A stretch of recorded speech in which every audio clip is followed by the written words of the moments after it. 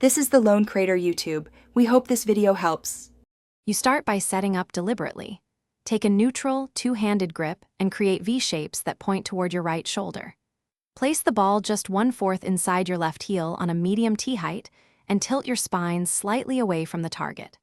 Once done, stand with feet about shoulder width and settle 60% weight on your back foot and 40% on front to encourage an upward strike. This setup primes your swing arc and launch conditions for the driver.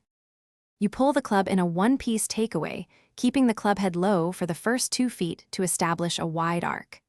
Then rotate your shoulders fully while keeping your lower body quiet until you feel a controlled hip bump toward the target. Maintain a slight wrist set at the top and start down by shifting weight to your lead foot while shallowing the club path. This sequence produces a sweeping impact that maximizes launch and minimizes slicing tendencies. When executed, you aim to hit up at roughly 3 to 5 degrees while delivering a square club face at impact so the ball launches high with low spin. After impact, hold your finish until balanced. Your chest should face the target and the club should rest over your lead shoulder. If you still get a slice, make one key correction. Slightly close the face by 3 to 5 degrees and soften grip pressure. That adjustment reduces outward face rotation and often cures the most common driver miss.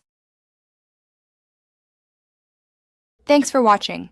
Consider subscribing if we helped you.